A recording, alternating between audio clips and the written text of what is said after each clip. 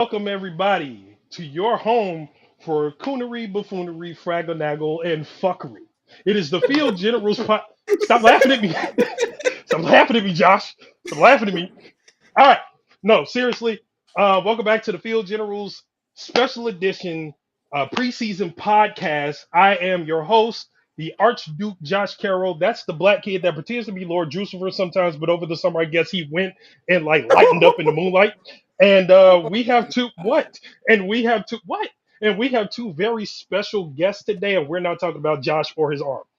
Um, I hate you, bro. I know. That's my little brother. I love him to death. We got two very special guests in the building today. Gentlemen, introduce yourselves. Go ahead, A1. All right, so I'm A1, one half of the dynamic duo of It's a Black and White Thing podcast. I'm happy to be here in the building with you guys today on the Field Generals. You can follow me on social media at Brains and Bars, all one word. You can check us out. Check out the podcast that way. Check us out on all social medias at Brains and Bars. And always my Cody, man. What's happening with you, Ward? A Ward, man. If y'all don't know me, I am A Ward on Instagram, Twitter, all that good stuff. Also, one half of It's a Black and White Thing. I'll let you guess which half that is. But yeah, man. It's good to be here. It's good to be back. We spent some time with JC a few months ago, and you weren't able to make it, but it's good to meet you, my guy. And I chop it up, man. No doubt, no miss. It's good to you good. Good to chop it up, man. Excited for preseason. Yes, got some football coming up this week. Yes, so yeah.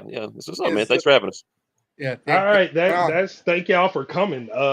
Josh has told me about y'all podcast before. I'm gonna have to go check it out. Appreciate it. Anybody who's a parent, they know you got kids ripping and running around. It's hard to keep track of things. Oh yeah. I'm definitely gonna subscribe. Definitely gonna check you guys out. I'm a big fan of Abe Ward.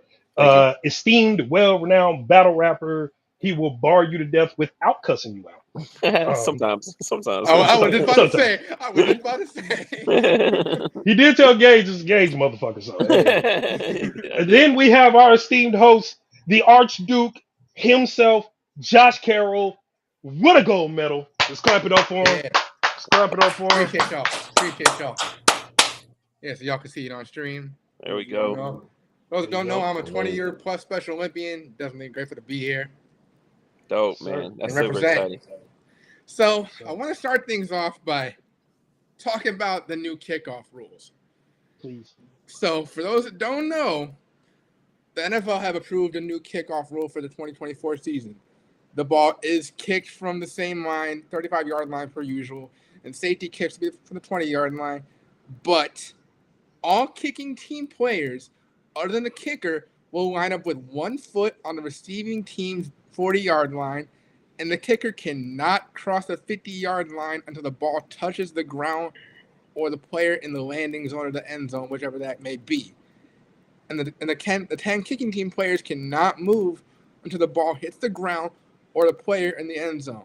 And the receiving team will line up in the setup zone, a 5-yard area from the 35-yard line to the 30-yard line, where at least 9 receiving team players must line up. I don't know. It just seems like, yeah, you kind of get the gist of it, but it kind of seems that they're making it way too convoluted for no reason. I don't know about y'all, but if it ain't broke, don't fix it. I got a question. Go ahead. So as I heard that and understood it, you can't, and this is just me, you can't engage unless the ball touches down. The ground or the player? Yes. Yep. Okay. What kind of shit is that? Because I grew up when the ball was in the air, I could be in your face by the time you catch it. Yeah. And then bark at you so you drop the ball, and then I could pick it up. So, wait, y'all could probably hear my air conditioner. I'm sorry. Listen. I think that obviously, one of the main reasons for the change is safety precautions, right? And of course, if you're some people are like, it's gonna be flag football one day. They're taking away everything, and that's easy to say from the lazy boy. but there's a lot of people out there that are running full speed, and just crashing into each other on multiple plays a game and are feeling the effects of that for the rest of their life. Yeah, that's true. That's true. So I think the number one thing is the kicking team is actually closer to the player that catches it. So it's not like they're lining up in their original on the line that they're originally at. So when the guy catches it, they only have about 10 yards to run before the tackle is supposed to be made. So there's not that downhill, momentum of like bam, and then if I'm not mistaken, this happened. They did this same kickoff in the XFL, right? Yes. I'm not sure how successful it was. I don't remember seeing a lot of Sports Center highlights of like, excitement of this kickoff return or anything like that. But it's supposed to provide more exciting, it's supposed to provide more returns. The kick returners now, most of the time, is touchbacks. There's probably a high percent of touchbacks in the NFL.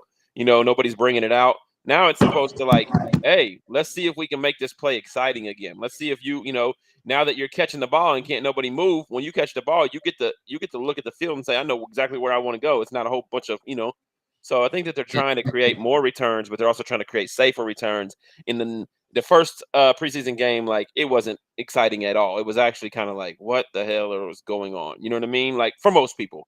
But I hope that throughout the rest of the season, it'll do its job to prevent the concussions and the injuries. Nobody ever wants to get injured on a kickoff return, and it'll prevent that. And then two, maybe we'll see, some of these guys, the Cordero Pattersons and the who's another really good kickoff returner. We don't have them anymore because we don't have them anymore. It's like it's not the time where the Darrell Greens and the Devin Hesters and the like there's we just don't have those names anymore because now it's just like and also like that block in the back or that the time that you have to commit a penalty, like I guarantee you coaching and NFL teams are saying just down it, like because we don't want to start half the distance to the goal. That's our analytics probably say if you start within the 15-yard line that there's a low percent chance that you're going to score at all, so it's like go ahead and listen to that. So I think they're just trying to create that. Okay. Yeah, so first off, I feel like as JC were reading those instructions, I feel like that came from IKEA as he was speaking. Like there's a lot of stuff happening there with like it was. Yeah, you can't touch this until you do that. I mean, to Ward's point, I think he's right. Like it is a safety thing. Because let's be honest, nobody is on special teams because they love it. Like nobody wants to be there. These are guys. These are the minimum wage workers of the NFL, right? These are the garbage men who have to. I mean, just keeping it. They are. When you think about it, like nobody wants to be on special teams because you know how crazy it is to like in the old format, right? You know how bonkers it is to go. Okay, we're going to kick this ball. We want you to sprint as hard as you can. Keep your head on a swivel. Watch out for someone not to knock the piss out of you. And then when you get to this ball carrier, you knock the piss out. Like nobody signs up for that. Nobody willingly says, yes, that's what I want to do. Right? So yeah, it is a safety thing. But if you are the fifth receiver or the sixth receiver and you're just trying to make the team, you're like, I'm on that. Sign me up, Chief. Hey, Cordero Patterson and Devin Hester made it look real glorious, though. Yeah, they did. Josh Cribbs too. Josh Cribbs, absolutely. So yeah, man. So you're definitely like you're doing what you can to stay on this team, and hopefully that you can work your way up to. It's like old boy from Coming to America. Today I'm on the fries. Tomorrow, I could work my way up to a system. Like that's literally what you're trying to do on special teams. Maintain your spot on the team and hope that you can work your way up to what you really want to do. So yeah, man, it is a safety issue. To me, it is in the NFL. Two things can be true at the same time. They talk about safety, yet they want to add an 18th game. So it's just like, okay, what are we really doing here? I think my only other thought from the kickoff is this. Boring is fine. Like to me, I don't need something exciting to happen in every play of an NFL game, right? So to Ward's point, he mentioned that they have a ton of touchbacks. There was nothing happening on kickoffs anymore. Teams are just taking the knee, and going out to the 25-yard line and starting up. And so they do want to try to introduce more action, induce more action. I'm just like, I don't need it. That is what we have offense and defense for. Like, I don't need my special teams to always give me some type of entertainment every second of the day. And again, like, I kind of looked it up while you were talking, and if I'm looking at this correctly, only 3 touchdowns happened in the 2 seasons the XFL has done this kickoff. So, I mean, we could just be seeing like a bunch of what looks like grown little leaguers running around into each other on this kickoff 7-8 times a game and no action. So we'll see. We'll see what happens, man. I mean, okay. I guess for what it's worth, the XFL was a good testing ground for that. But my concern, obviously I get the safety part, no question. That obviously matters in terms of the overall health of the game. But at the same time, can they execute it good enough to where it still looks good on the grander scheme of things? Yeah, because it didn't look very good in the preseason game. That first game, it looked like, and I don't know. And I also think that you're also dealing with like, there's a strategy to it now, right? That coaches are going to have to say like, hey, that first year is going to be like, oh, now it's almost like you ever heard sophomore slump? CJ Stroud comes in the league, you don't know how to game plan for him, right? Second year, if he's still great, then you're like, he's great, whatever. So like, you don't know how to like, like you said, nine guys have to be on the line on the offensive side. So you can have 2 returners back there. Oh, cool. Is a misdirection work here because they're not at full speed, or and there's gonna be a lot of that goes on during the year. And I think they'll figure it out. But I also think that the NFL is so they want if it catches a lot of flack, I don't know that it stays. Like I think the next move would just be to take away kickoffs, right? So just to start on the 25-yard line. We can't take away kick. That's if Roger Goodell. Somebody. Okay, this is just me, and viewers refer to the tag in front, and we don't have one, but don't try this at home. I don't want to see anybody on the news. But instead of Trump, shouldn't somebody have aimed for Roger Goodell? Oh God! Y'all were thinking it. I just said it. Roger Goodell is turning this into Pee-wee flag football. I hate it. Because if you take away kickoffs, we're not doing football anymore. There's no foot on. I don't think they're going to take away football because again, in order to justify the roster spots for that 5th, 6th wide receiver, that 4th, 5th running back or whatever, like you gotta have those guys around. You know what I'm saying? So I don't foresee them getting rid of it. I think this is it. Like the XFL, they're basically kind of like the proving grounds for rule changes before they come to the NFL, right? It gets tested out, the kinks get worked out there. I think my concern with the play is that once teams kind of figure out what they're doing, they're going to become too good at it. So now you're going to start seeing, 48, 45 games where you get 2, 3, maybe 4 return touchdowns once people really figure out how to make this thing work. Because somebody is. There's some special teams guru is going to figure out 2 or 3 different ways a week to spring like a touchdown or like a 75-yard return that puts their team in great field position.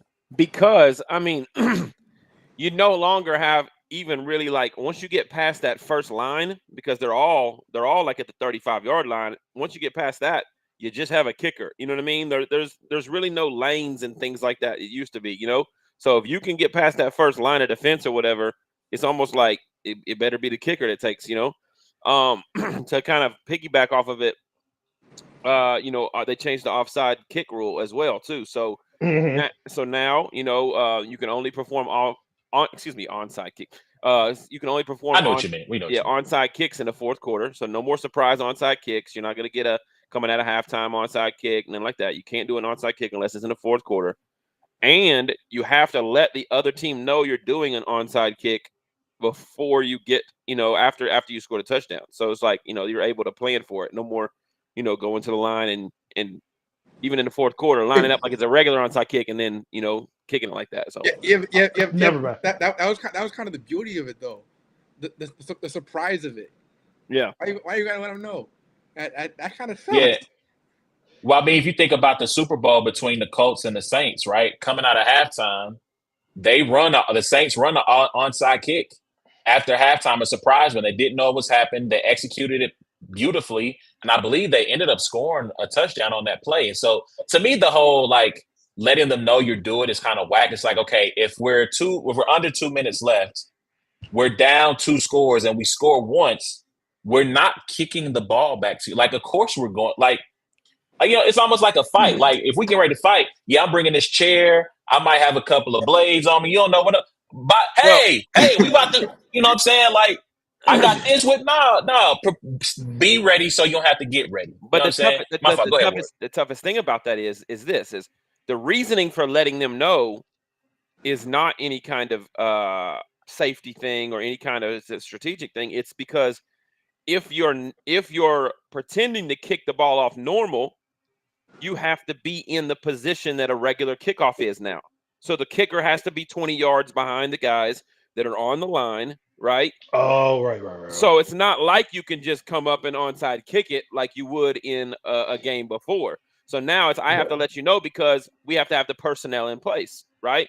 Well, listen, yeah, just boot that mug 30 yards in the air. Let's see who come down with it. It's a free game. Let's have some. Yeah. Let's turn this into a real gladiator sport for just a second. Yeah, and that's what it is, though, because if you see that box, when you watch on preseason, you see that box from the goal line to like whatever the 20 is, that's a live box, you know what I mean? So technically you can't onside kick it, but technically you can pooch kick that mug to right inside the 20-yard line. Squib kick it.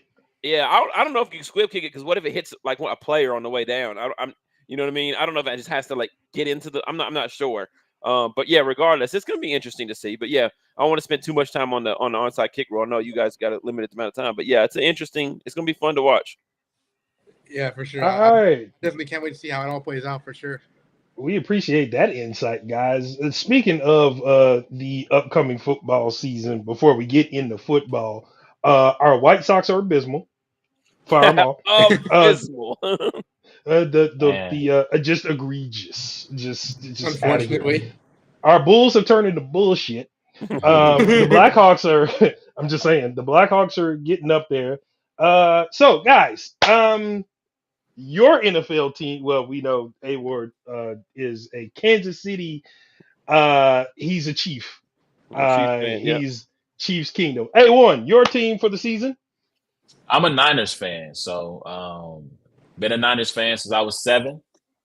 I root for the Chiefs to do well, being as I have lived here the majority of my life, except for one instance. And that has played out in 2 nightmare scenarios over the last 4 years, So yeah, man, like I am actually concerned about the Niners. They're one of the oldest teams in the league. They got the issue right now going on with Brandon Ayuk. I mean, there's all kind of, everybody wants to be Adam Schefter and Ian Rappaport. So there's been multiple reports out here from users who may or may not be tuned in that a trade has been. I've seen the Patriots. I've seen the Browns. I saw the Steelers today of it's imminent that a deal is being agreed to with the Steelers and he's going to Pittsburgh. I'm just really concerned. This team's been to 4 straight NFC title games. The West is starting. These teams like the Rams, who had taken a step back after their Super Bowl, the Cardinals, who was without Kyler Murray most of last year, Seattle, like these teams are all getting better. And I just have some concerns about this team going forward. I personally don't have them winning the division. I could see a scenario where they don't even make the playoffs this year because I do think the West is just going to be that much stronger this year. So, but if you know me, I'm also a sports pessimist. I always expect for the worst. So that way, if they exceed my expectations, it's a win. But I mean, like last year, I was confident that they would win the West. I thought they would be one of the 2-3 best teams in NFC. I just don't have that same confidence this year. So another thing you need to know about A1 is that he is probably more of a fan of Illinois teams than you guys are. So he's a Bulls fan. He's a Cubs fan. This is true. He is a Notre Dame is in Indiana, not Illinois. But he's a Kanye West fan. I am a Kanye West fan. He is a. Let's see if I can find any more. I think that's it. I think you maxed out. You maxed out. I'm pretty sure if I think hard enough. I don't know about Chance the Rapper, but But yeah, Funnily he's a enough, Buck, like he's a Bulls fan and a Cubs fan and a Kanye fan. So funnily enough, I so grew up with Chance. Like literally grew up Now, with yeah. Chance. now, with the Niners in mind, do you Mhm. think that deep down they just want to sort of retool so they can keep their championship window open? So yes and no, right? Like I think they like the core that they have, right? Because they've had opportunities to trade Brandon Ayuk several times throughout this summer. They had an opportunity. I believe the rumors were the Jaguars offered them their. I think they had the 17th pick overall in the first round. That was rumored that they offered that pick for Ayuk. They turned it down. They have rebuffed any team that's come to them and said we don't. We're not. He's not on the market. But they let like Eric Armstead walk, right? Like he was one of their core players. So they're trying to kind of have this two-track system of want to get a little bit younger. They're trying to pay their top guys top flight money. So Debo got his money. Purdy's going to get, God forbid, but he's probably going to get $60 million next year. Yeah, probably. Right. Bosa is still on a big time deal. I know Trent Williams is sitting out because he wants a new contract. So they draw hard lines in the sand when it comes to contract negotiations with their best players. A lot of these things have gone through the summer into training camp. Debo's did that. Bosa did that. I think Kittle was like around the start of training camp before he got his money. So they become really tough negotiators with their teams. But I just think with Ayuk, I think they didn't expect the wide receiver market to become what it did. And once, Justin Jefferson kind of got into that $33, $34 million range, Ayuk is probably saying, well, my number probably was 28, 29. Now it's 30, 31. And they don't want to pay it. So at my stance, you pay them and you figure out the cap later. That's my personal stance. To me, the Niners they're a borderline playoff team without Brandon Ayuk, in my opinion. He's their best route runner. All due respect to Debo, Debo's not the route runner that he is. And if you take him off the field, clearly, yeah, if you take him off the field, Ricky Pearsall, I mean, unless he's going to become the next Welker this year, the next, I don't know, Devontae Smith, like whoever, just name a really good route runner. He's not going to be Brandon Ayuk in year one. And to me, your offense takes a step back if you don't have that guy on the field. So. All right, A Ward. I didn't even want to talk about this one because I already know who he going for. And respectfully and or disrespectfully, however, Chiefs fans take this one. But the Raiders, how can I put this? Is the term beateth ye shit down the leg in the second game at Chiefs Kingdom? and the interim coach has now become the coach and he's putting pieces together. How do and I'm not saying that I crack my jokes. I know I do. I really do. Yeah. But If y'all have watched us in the past, he is no stranger to absolutely destroying Patrick Mahomes. I didn't destroy Patrick. I don't talk about Patrick the way I talk about Deshaun beat your meat in a massage parlor Watson. I don't talk about what. That's all. What? But Yeah. 3 Super Bowl rings. Okay. The only real crushing defeat was against he who shall not be named the GOAT. Okay. I honestly, I like the kid. I'm a fan of football. Like I should hate Aaron Rodgers, but I don't. But I do, but I don't because I love football. I don't like the hype around the kid. But I like the kid. He's got moxie. He's tough. Right? He had a sprained ankle or something, went out there and still played in one of the Super Bowls or it was the AFC Championship or something. He got hurt. And he said, I'm still gonna go out there and I'm gonna do what I can.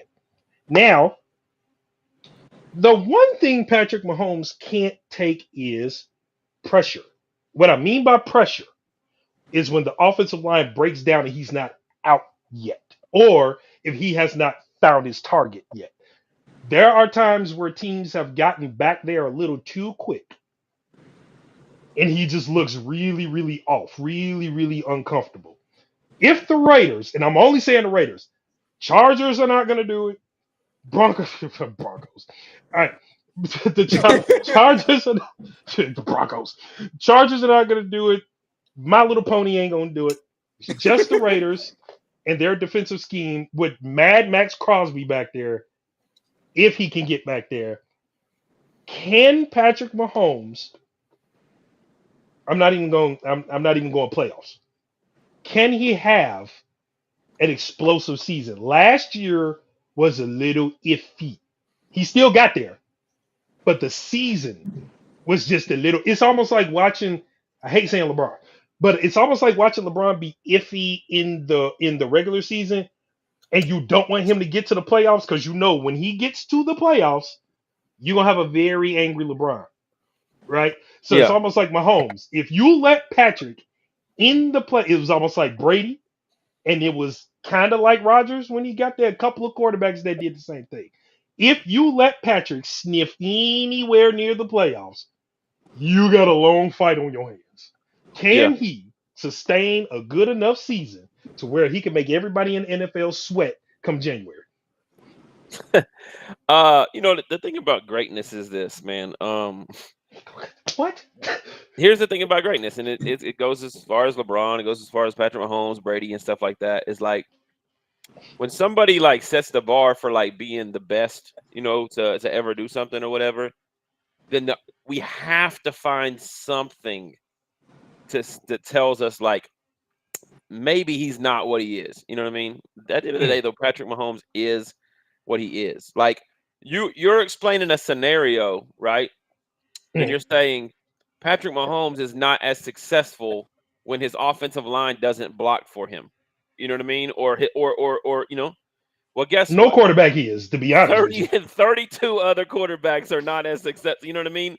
And Mhm. so, the thing about Patrick Mahomes is the best year Patrick Mahomes ever had, he won the Super Bowl, and then the Mhm. worst year Patrick Mahomes ever had, he won the Super Bowl. That's scary to think about, to be Yeah. honest with So, That's he, scary. he kind of is a go for that alone. Yeah. and when you look at it, like we've improved our wide receiver position. Our ever since we lost the Super Bowl with the offensive line struggles, they've went and improved the offensive line. So what's going to happen is when you're the Chiefs, you just like the teams in other sports, just like the Lakers or just like the North Carolina Tar Heels or just like the whatever. You're gonna get everybody's best. You're everybody's Super Bowl. I mean, like, listen, you got the Las Vegas Raiders right now with puppets of Patrick Mahomes, and they are just living in happiness about. They're happy about winning a regular season game. You know what I mean? That had absolutely no bearing on anything, and the Chiefs turned around and won the Super Bowl in their stadium, in Las Vegas last year. Bar guy. So it's like, Dang, Raiders fans, he gave y'all the but like, damn. so like you're gonna get everybody's best, But at the end of the day, Max Crosby, to me, one of the top 10 players in the NFL. I thought he got just due there with his ranking in the NFL top 100. I think he was at 10. But I'm sorry, you still have Aiden O'Connell, and you still have, Devontae Adams that doesn't want to be there. You got Gardner Minshew. You got, it's just, yeah. And so, yeah, their quarterback room is kind of dumpster tier anyway. Yeah. I was just talking about the defense. Yeah. The defense is what beat the Chiefs. The offense didn't do shit against the Chiefs. It was just the defense. Yeah, and so, but I think it's funny. But I mean, you have to get your team hyped up. Like you said, like I'd be doing the same thing. I'd be saying, I don't know if we beat Antonio Pierce the first game or if he didn't start coaching until the second game. It was just he wasn't a coach until the second one. So if I'm Antonio Pierce, I'm like, I'm here now. I've never lost to the Chiefs. Like that's my that's what I'm telling my team. Mm-hmm. The Rebel never lost. They beat him. They can't beat me. You know what I mean? And like this is I would be doing the same thing. You gotta but we're gonna get everybody's best. I don't foresee the Chiefs going. I don't really ever foresee us having like a 16-2, 17-1, or 18-0 type season. Like I just don't see that. I think we're gonna still be, 15-3, 14-4 type year or whatever. Is it 18 games or 17? All right, 17. Still 17. Yeah. Yeah. So I still think we're gonna have 3 or 4 losses a year, but like you said, you better not let us. Once we get into the playoffs. Last year, we played on the road, right? We played home against Miami, and then we went to Buffalo, Buffalo, Baltimore. and then Buffalo and went to Baltimore. Baltimore. Yeah, so it's like it's Yeah. not even a home field advantage thing anymore. It's like, I mean, it puts the fear in people's eyes. All right, gentlemen, I got a game. Hang on, Well, no, what? what fear? What fear, Ward? The fear of God. Never mind. yeah. That's Stop. exactly what he does, man. Like that's it. You know, he's a different monster, man. I got a little I had game. To. I had to. I got a little game before we get into the divisions. I'm gonna read off some teams, and then I have a question. All right, the Vikings, the Browns, Panthers, Titans, Washington, Patriots, Cardinals, Broncos. Which of these bottom feeders should be in the XFL?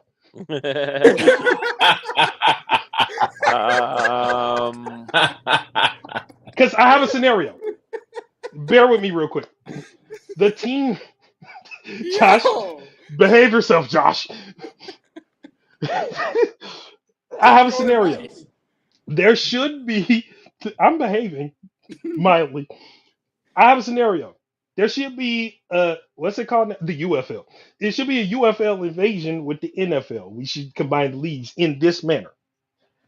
The UFL champion from their season and the absolute worst team from the NFL, Panthers, should face off, and the loser of that goes to the UFL. For a year. I think what you would see is I think you would see pretty much a 99% chance that the worst NFL team is still beating the best UFL team by double digits. Dog, if that happens, I mean, you're not wrong because UFL. But the answer to your question is the Broncos because Sean Payton needs to be coaching in the UFL. That's Damn. So it's not necessarily bang at his division. It's not the personnel on the field; it's the coaching, in my opinion. Yeah. It's by far. It's between the Broncos and the Panthers for sure. They're both really bad. Yeah, Panthers was my pick. I had the Cardinals. Kyler Murray reads the playbook upside down in scribble scrabble off of a giant's foot. I cannot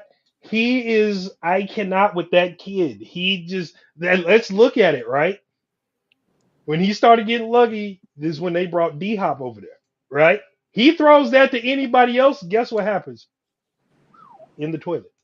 Then he sits out for half a year. He got Marvin Harrison Jr. now, though. Yep. Yes. Here's the problem. Exciting. Here's the problem.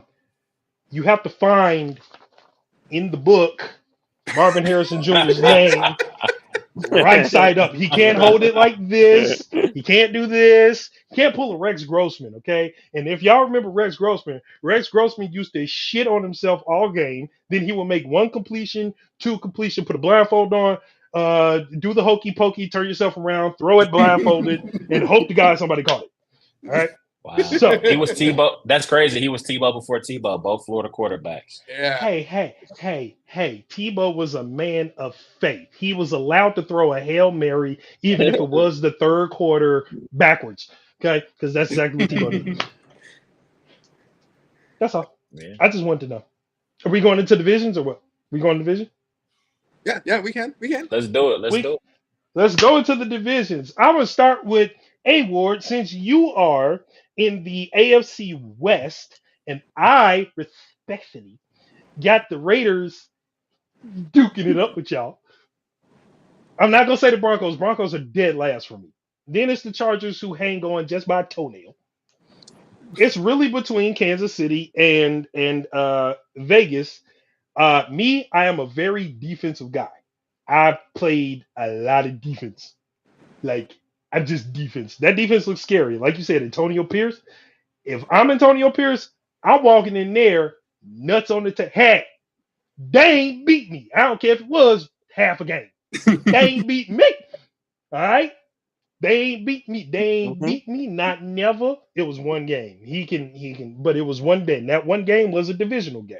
Mm-hmm. However, I do have y'all divisional game being split at home. Y'all beat them at Chiefs Kingdom. I could see them with an upset in Vegas. It all comes down to how well the rest of the division is played. Mhm. I say the Raiders can edge y'all as far as division leaders. I'm not mad at Kansas City going 6-0 in their division though. Yeah. I, I'm not mad at that. None of these teams, the Achilles heel for the Raiders for me will be their offense. They're really Gardner Minshew, I feel like is a good lucky quarterback. Like he's good enough to get lucky and win some shit, right?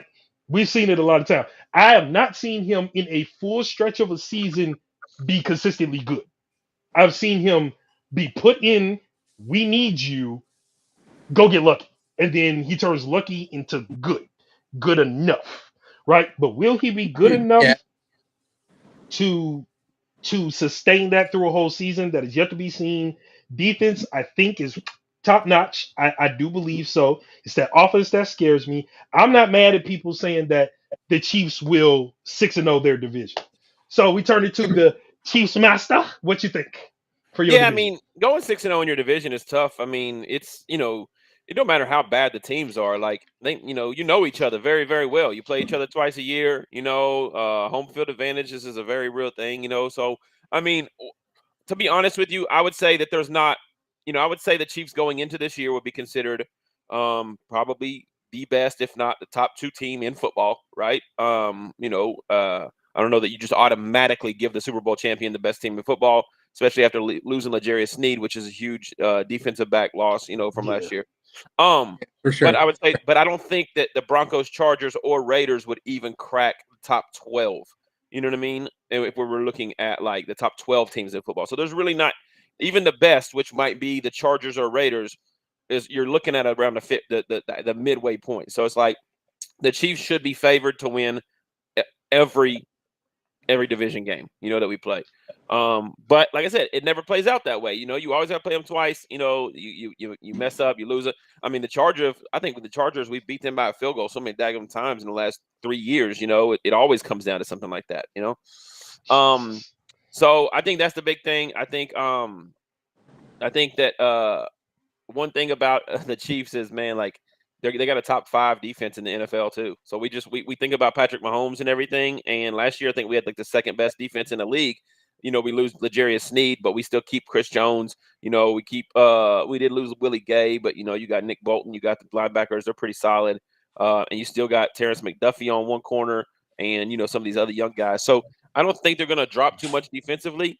And I think our wide receiving core just got much better. And so they're looking like a real dangerous team, man. They should 5-1 or 4-2. It should be the bare minimum of what they do in a division. But it's very possible to be 6-0. Yeah, and my thing with the Raiders is the dumb decision they made during the draft.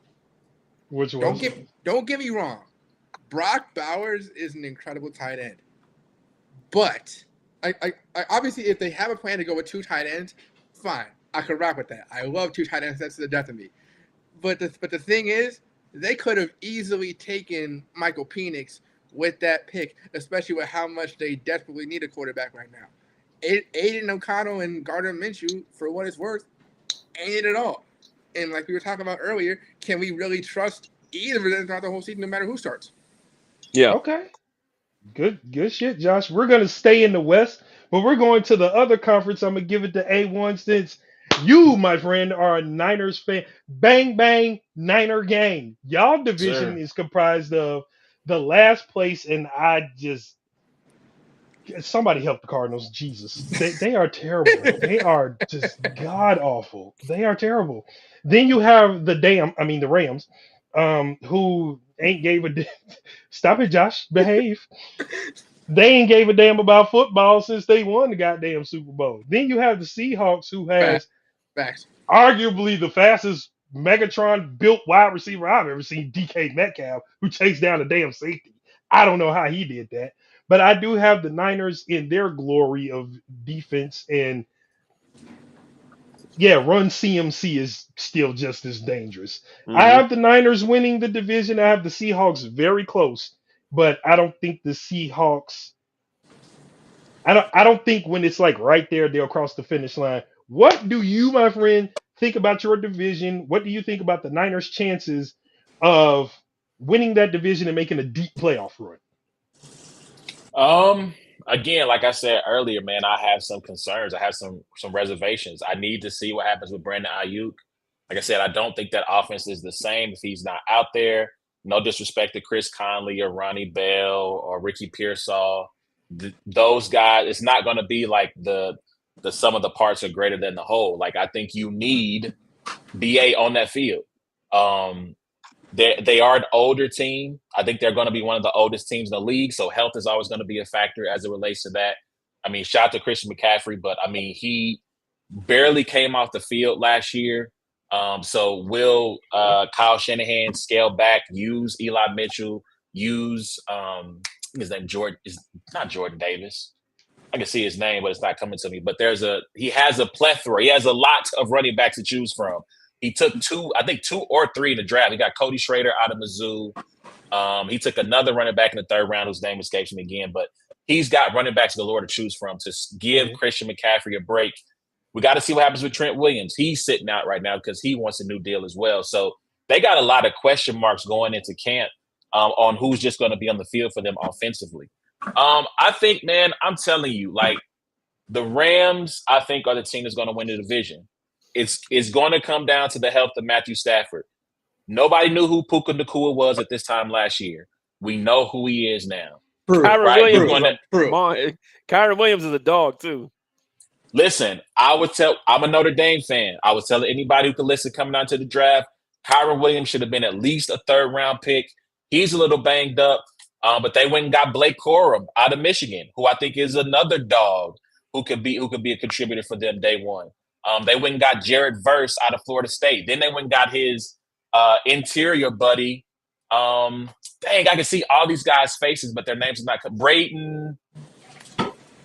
It's Brayton something. But he went and got the two young men from Florida State to come, Brayton Fisk out of Florida State, to be on their defensive line. They lose Aaron Donald, but they had some things. I think Byron Young was a really good edge rusher, interior guy for them last year. Yeah, he's definitely underrated for sure. Man, they got a lot of really young, up-and-coming talent. And as long as Matthew Stafford can stay healthy, they are going to be the team that I think wins this division. I think the Niners – I still think they're going to be a little bit better than the Seahawks because they're breaking in a new coach and Mike McDonald.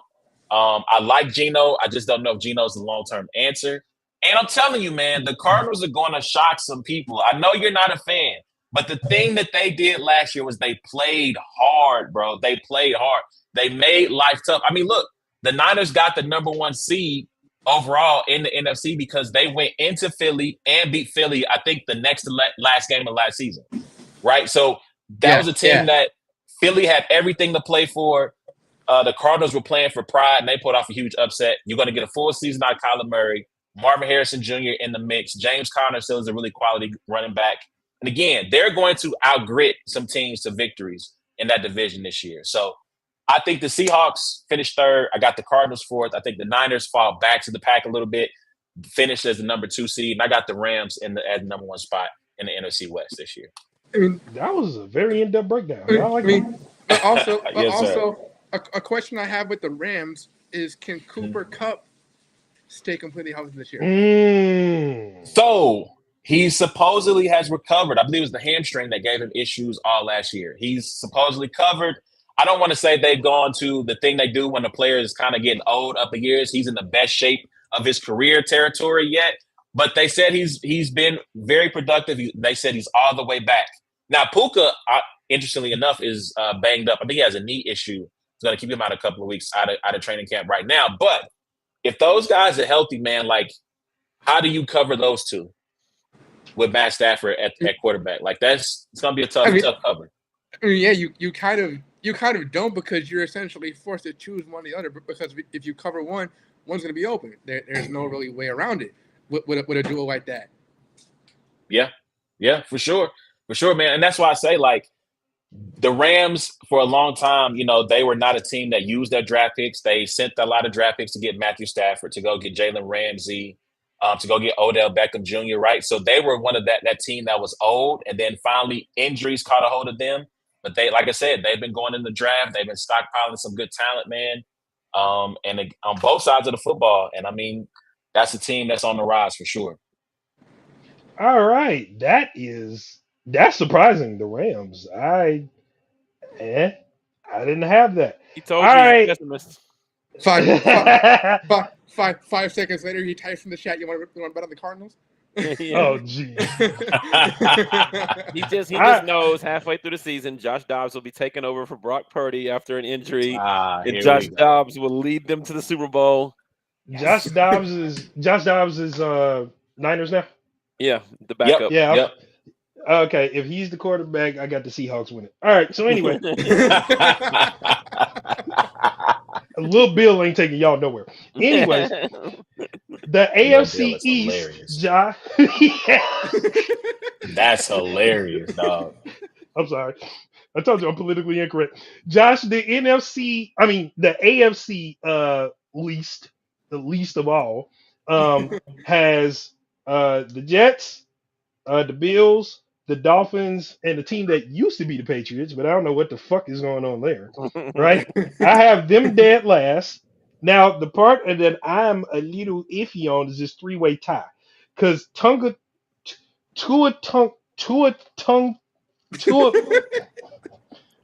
got it. We just call him Tua. Tua tongue all over the place. Viola Davis, whatever his name is. Tua tongue all over. All right, so he good limited weapons versus Josh Allen, who for some reason forgets how to play football when the Chiefs come to town, versus a healthy Aaron Rodgers. Yes, I said it. I gave the Chiefs credit. They scare him. I was for stuck some on the reason. limited weapons thing because I think Tua has more weapons than everybody in the NFL. But he don't use them. Like what's there's a sword, but you have no arms. Like how are you going to use it? So That's hilarious. you don't have a trigger finger. You just got a nub, and they have to like take the Glock to your nub, and he can't use it. So he's got weapons, but he don't use them. Then you got the Bills who get scared of the Chiefs every winter, and then you have a healthy Aaron Rodgers who the Jets already had a scary ass defense, but with Rodgers at the helm, Josh, I'm gonna go out on a limb and just look crazy for all of us. I think Aaron Rodgers can win the division with the Jets. What say you, my co-host brethren? You know, my brethren, I honestly think that, you know, I've seen that big ass smile. I honestly think that no, it's a two-way tie between the Bills and the Dolphins, because for what it's worth, we still don't know. Obviously, it could go one or two ways with Aaron Rodgers. One, he turns back the clock a few years, or he's an absolute shell of his former self. We don't know yet, but there's still the possibilities there, even with as good a defense the Jets have on paper right now. So with that in mind, the Bills and the Dolphins are two more straightaway answers that you can actually be confident in, at least during the regular season, especially with the teams they have right now. But yes, if the Dolphins are going to win, Tua needs to absolutely utilize both Tyreek and Jalen Waddle, especially with that Tua duo there. Like, I definitely think that they're the most dangerous lineups in the league, especially when they're used correctly. Okay, can I throw a monkey wrench in real quick? Oh God. What? I'm just saying, the Dolphins have shit on themselves when Patrick Mahomes comes to town. Josh Allen has to wear a diaper every fucking winter because every time Patrick comes, he forgets. Until the last 2 minutes of the fourth quarter is when he actually tries. I don't know why he does that. So we got to get him out the way. Aaron Rodgers versus Patrick Mahomes, is that something we want to see for the AFC Championship? Or no, this is interesting. I'm gonna switch this around a little bit. We have the Ravens with Lamar Jackson. Okay, we have C.J. Stroud with the Texans, Aaron Rodgers with the Jets, Patrick Mahomes with the Chiefs. These are very good matchups in the playoffs that I'm liking to see. Because I think while C.J. Stroud is very good, He's still very young and very green. Then you have Lamar Jackson, who on a very unfortunate AFC championship matchup where the coaches, for some odd reason, forgot the fucking playbook at home because they didn't call shit. They didn't do. I watched that game. I know Chiefs fans are happy. I was pissed because somebody in the coaching room, they let the team cockroach draw up the fucking plays, right? It was, they read it like one fish, two fish, and Lamar Jackson's like, what? What the fuck is that? What is one fish, two fish, right? And then it's just too late. So my question is, out of C.J. Stroud, Lamar Jackson, and Aaron Rodgers, who, and I'm just talking quarterback savvy, is best suited to duel with Patrick Mahomes? Lamar Jackson. Okay, Josh says Lamar Jackson. Anybody else? So, if I'm not mistaken, Aaron Rodgers and Patrick Mahomes have still never played each other. So they've never played each other head to head. Both times we met, one time Patrick Mahomes was injured and one time Aaron Rodgers was injured, correct? Really? So, yeah. So they still have never played each other head to head, even in the regular season. Well, twice, because I thought the year that Mahomes got hurt, they played. I think they played the NFC North that year. Rodgers played, Mahomes didn't. Then when they came to Arrowhead a few years later, that was Jordan Love's first start. Yep. That's when they had his mom's up in the rafters. Yeah. And then last year for the Jets, he gets hurt in the first game. Yep. Rodgers got hurt in the first game. So yeah, they've never played each other. Yeah, so they've never played each other head to head. I mean, yeah. So I'll put it this way: to me, Lamar Jackson is the answer. However, I do believe that C.J. Stroud's skill set is more conducive of beating the Kansas City Chiefs than Lamar Jackson's. Okay, one's got Lamar, one's got CJ. Especially with the weapons that CJ has, like on the outside, like Tank Dell, Nico Collins, and now Stephon Diggs. Like with us losing L'Jarius Sneed, they can really give our defensive back some fits. And to me, CJ Stroud's a better passing quarterback than Lamar Jackson. I'm not mad at that. That I can agree with. Mm-hmm. No question. What you say, A1? Who's the quarterback in the AFC that can take down? I mean, I thought that war was going to go with Aaron Rodgers because we haven't seen that yet. We got years to continue to watch Lamar and CJ Stroud battle Patrick Mahomes. We have yet to see, this is kind of like the Kobe and LeBron thing. Like, we always wanted to see them square off when it mattered the most, and we never got to see it. We need to see this. We need Rodgers versus Mahomes, AFC title game. I don't care if it's in New York or Kansas City, for the right to go to the Super Bowl. That's the matchup we need to see before it's awesome, before Rodgers hangs it up. At least one matchup. And I think that's the matchup Mahomes wants too. There is this cloud. Yeah, I wouldn't doubt that. There's this thing that's going to be held over his head for all the time, is that he lost to Brady in the Super Bowl and he lost to Brady in the AFC Championship game, or whatever. He's never going to have the ability to beat Tom Brady in the playoffs ever again in his life, and it's always going to be held over his head. Aaron Rodgers is going to go down as probably a top 5 to 7 quarterback, maybe top 10 quarterback of all time. So to be able to go in and say, "Yo, I beat Aaron Rodgers," and I'm sure people will say, "Oh, you beat Aaron Rodgers after an injury and he's not in his prime," but it don't matter. Tom Brady wasn't necessarily in his prime either, So he needs that win over one of those guys of that era, and I think Mahomes would prefer that. A split take. I love that. All right, the NFC least. For some reason, I still got the goddamn Cowgirls running away with this division. But as soon as they run into the Green Bay Slackers in the goddamn, did y'all see what the fuck happened? They had 5 pick sixes through the regular season by one motherfucker. 5 pick sixes. Defense was terrifying everybody. Then them shit green and yellows came to Dallas, right? And lifted y'all skirts up, pulled your panties down, no lube, just gave it to you. And you didn't do nothing about it. You didn't do shit about it. I have no faith in Dallas anymore. They just I don't even like Dallas. Like, I really don't. Their defense is always scary. Don't get me wrong. Defense is always there until you get to Jerry World in the fucking playoffs and you forget to Put your drawers on. Because the Packers, for some reason, just love hiking your skirts up. I don't get it. Washington shouldn't be a team. I don't know why they're still there. Why are they still there? They don't even have a name. I'm not calling them the Commanders. Okay? I'm not.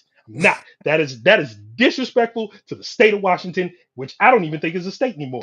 The AFC South, we already know the Texans because we have the Jaguars, Horseshoe Gang, and the Titans. Right? The NFC South, though, I have questions.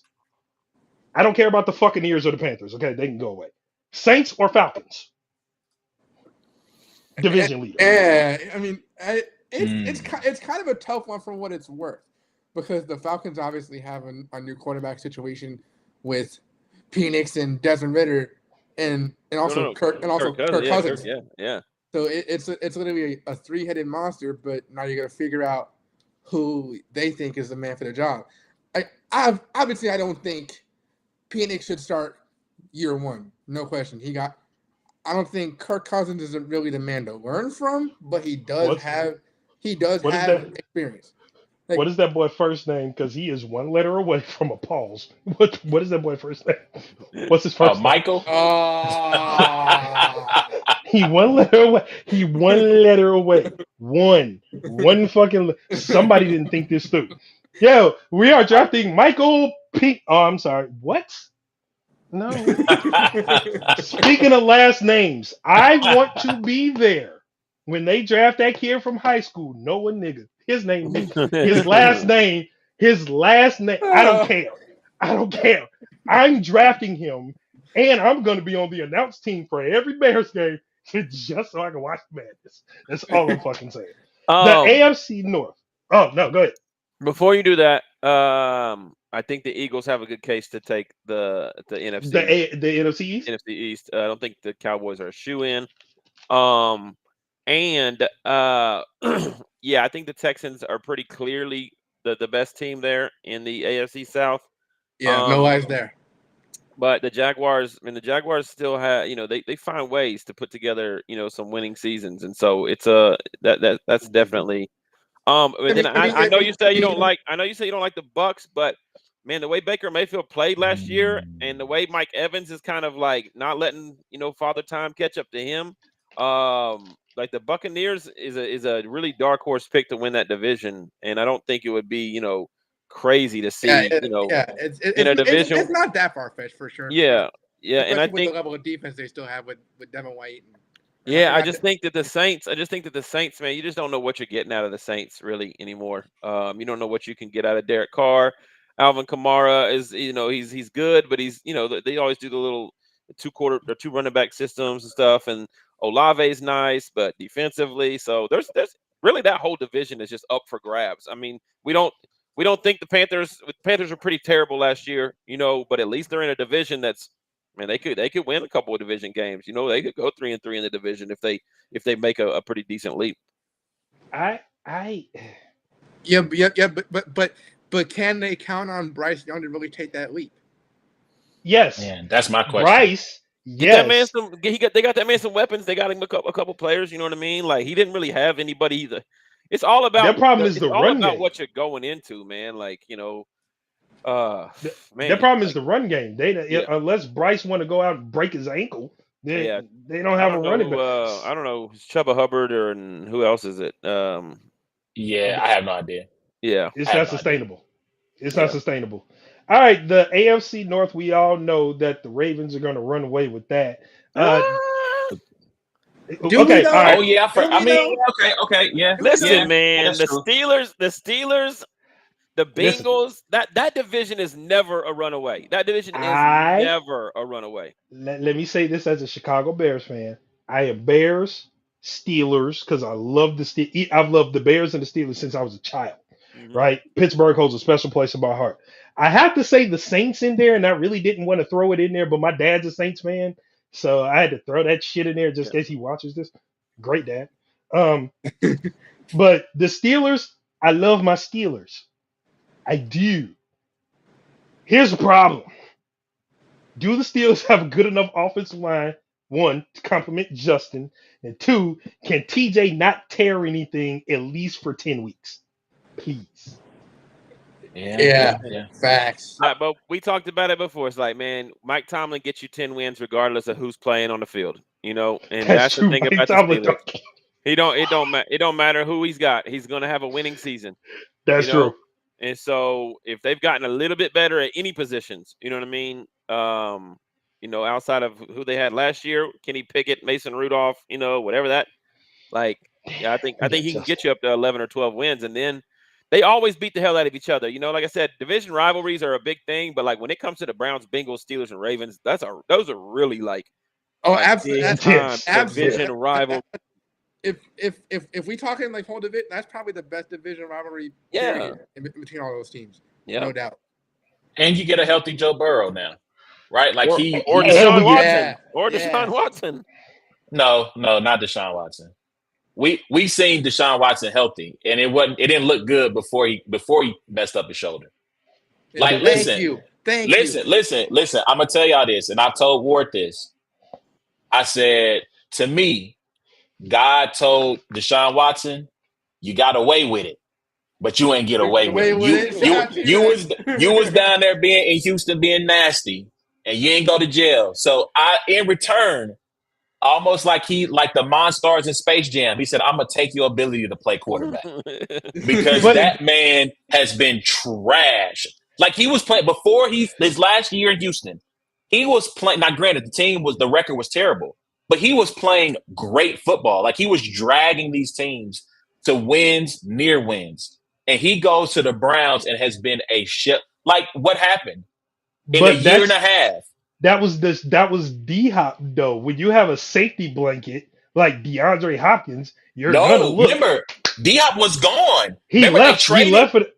Right. That last year, D-Hop was gone, and he was still putting up crazy numbers. But like I said, they ain't go nowhere. But all I'm saying is, that's because the team around him was bad, right? But I mean, he goes to Cleveland, and it's like he can't get the ball down the field. He's throwing the ball directly to linebackers and D-backs. Like it was terrible. Like he's been terrible his entire time there. This is Cleveland we're talking about. It's not, I mean, the only time Cleveland was relevant is when Baker Mayfield was there, and they wasn't shit beforehand, and they wasn't shit after him. Yeah, I mean, because back when Baker Mayfield was there, they had like Jarvis Landry and David Njoku. They had like that entire offense was filthy, absolutely filthy. But I mean, I definitely don't want to count out Deshaun Watson completely, but I definitely don't think the Browns as a team will be top four in that division. You don't want to count out Deshaun. Well, you want me to take your numbers away? I'm counting him. Him and Kyler Murray and Bryce. What's that boy named Bryce Young. And who's the Washington? Washington don't even have a damn quarterback. All right, they gonna be best friends at the end of the goddamn season. Okay, which brings us to the division with the most question marks I ain't ever goddamn seen.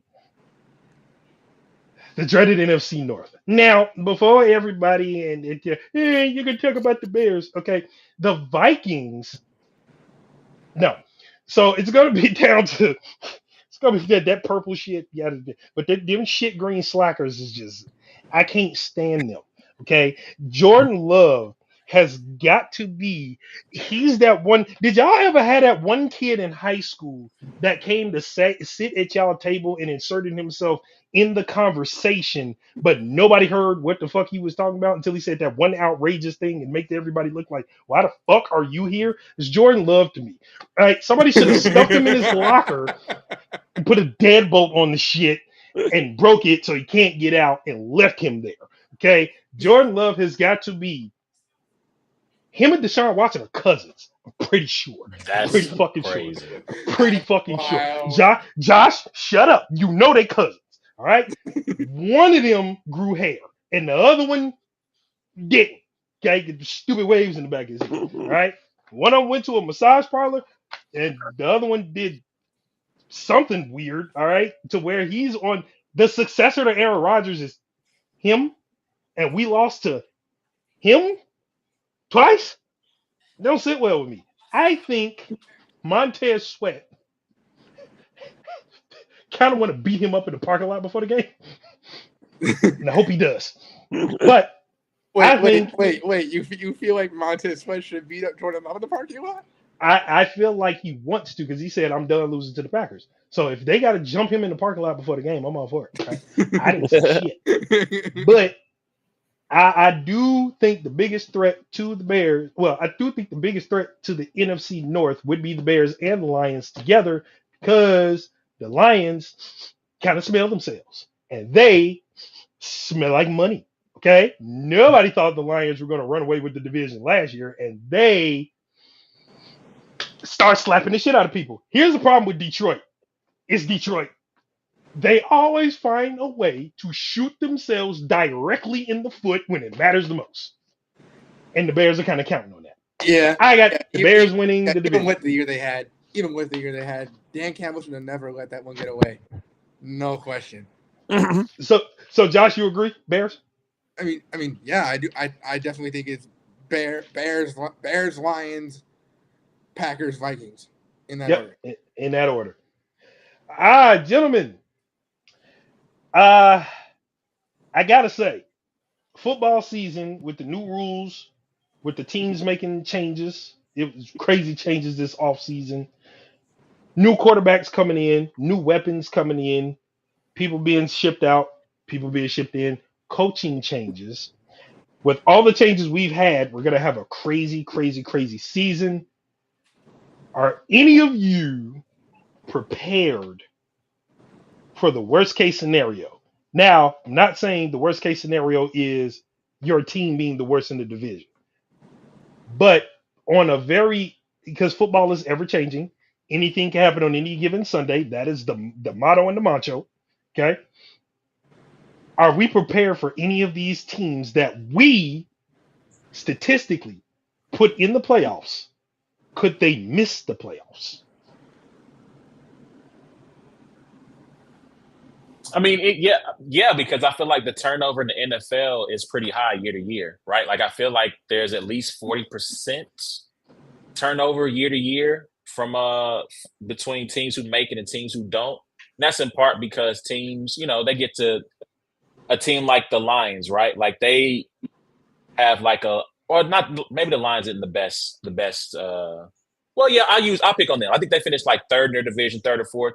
You get a third place schedule. You're a team on the rise. So that means you're not facing a bunch of like you don't face the 49ers. You don't see the Eagles, right? Like you don't get to see those teams if they're not in your rotation. And if you're a team on the rise, it allows you to make a run. I think a team like the Bears fits this mold, right? Because they have a third place schedule this year. So they're not going to see. I don't think they play the Niners this year, right? I don't Yeah, think we they see do. the Cowboys. We got the NFC West and the AFC South. So yeah. Okay, so never mind. So, but again, so you won't see like the Cowboys though, right? Because they were the division leader, right? So you won't see them. So they're a team that's on the rise, and so yeah, I could definitely see a team like any team except for like maybe the Chiefs. Like to me, the Chiefs, I don't have any question marks. I mean, there are some questions, but I feel like Patrick Mahomes, having him is a luxury that eases a lot of those concerns. But a team like the Lions could take a step back because now you're now on everybody's radar. So yeah, you're the hunted and not the hunter. Even though you didn't make it to the Super Bowl, the amount of success you had last year, all the people talking about you, they're probably the betting favorite to win the North, right? A team like the Ravens, they benefited from, like you talked about, no quarterback play in Baltimore or in any of their teams, to be honest, Baltimore, Cleveland, or Cincinnati, all of their starters lost for the season, right? So, I mean, they're a team that could take a step back because their schedule, now if they have a first place schedule, it's going to be harder. Their division's always tough. A few bad bounces, a few bad injuries that swing a couple of games, that's the difference between you in the playoffs and you missing the playoffs entirely. So, yeah, anything can happen. Like you said, any of those 12 teams who made the playoffs last year, or 14 teams, I think it's 7 teams per conference now, any of those 14 teams, save the Chiefs. The only reason the Chiefs don't make the playoffs is because Patrick Mahomes misses an insane amount of time, or there's so many injuries they just can't overcome it. But that's a team I don't foresee falling off. Everybody else, yeah, you're always on notice and high alert. All right. Hey, what you think? Yeah, I could see I could see a team like the Ravens or the 49ers or the Cowboys. I could see them missing the playoffs. It's the NFL, man. Year to year, it's really um, I mean, things can change very, very quickly. I didn't see the Texans making the playoffs last year, winning a playoff game, as well. Browns made the playoffs last year, with the backup quarterback. with a backup quarterback.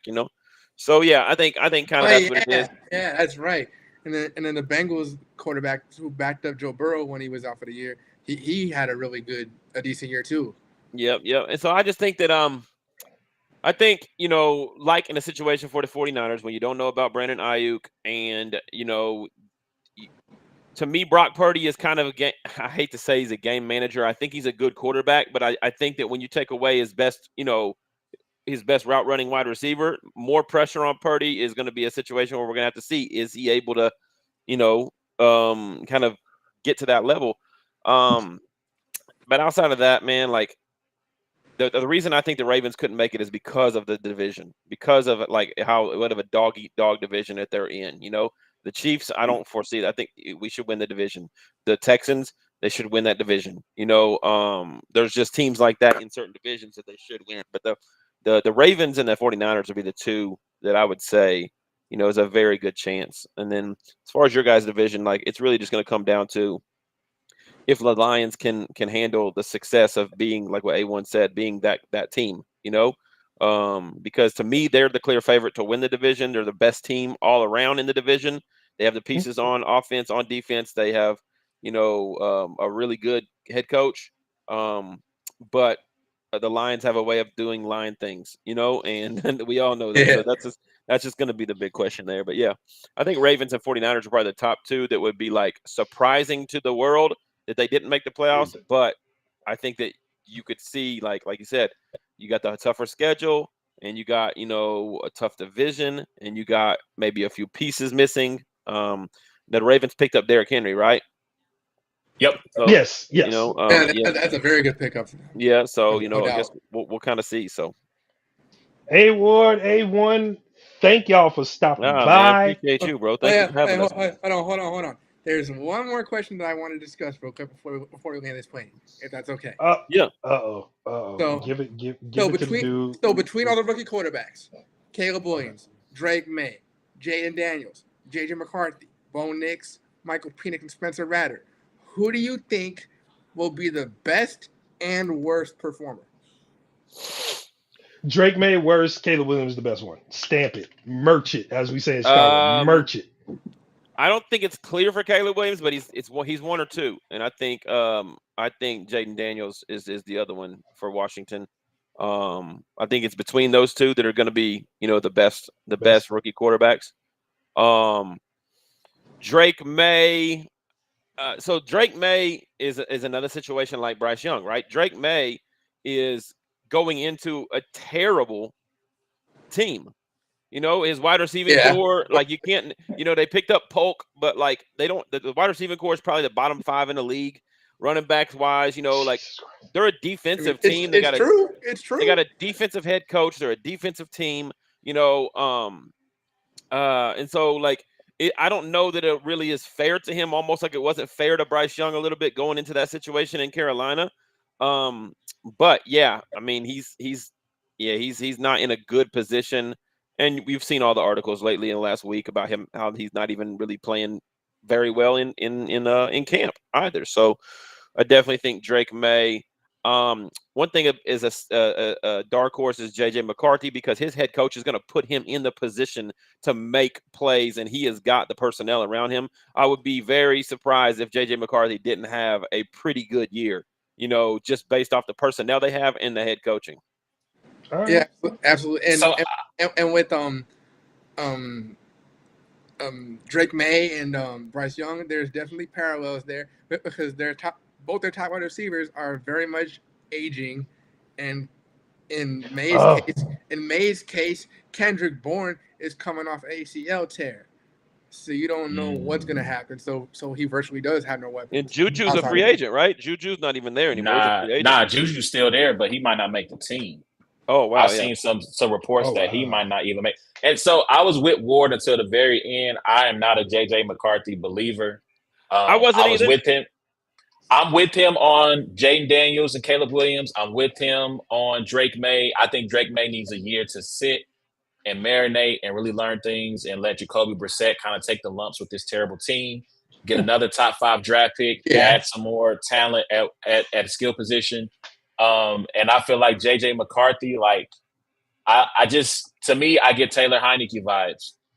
And that's not what you want from somebody that I think they traded up to go get within the top 10. They did. So like I just don't don't see it with JJ McCarthy. I never saw it at Michigan.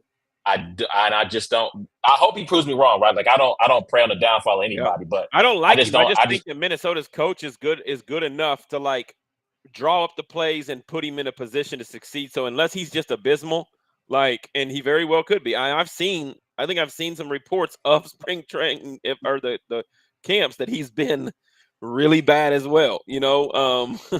But yeah, you never really know. I don't think Bo Nix is.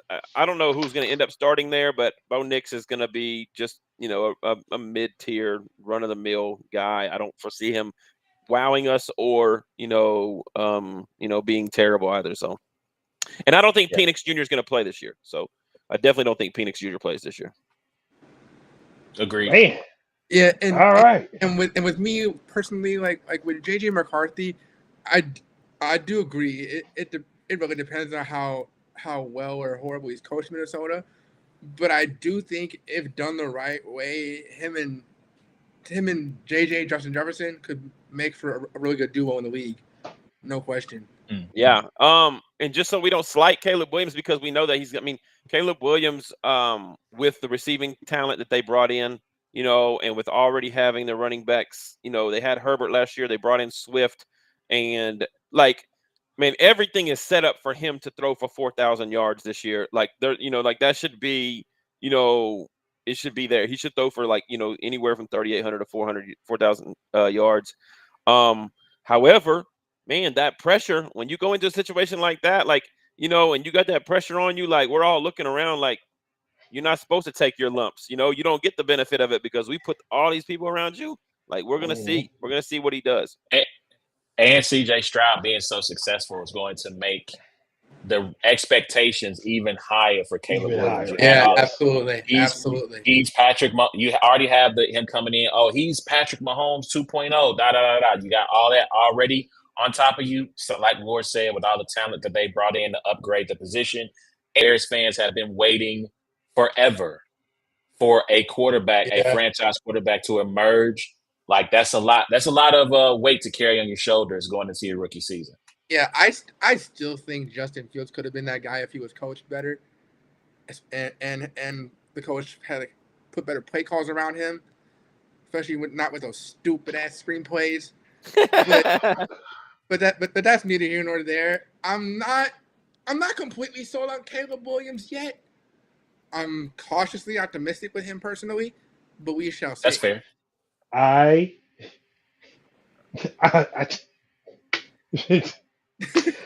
want Justin. Anyways, but we thank you guys for stopping by. Thank you very much. We appreciate it.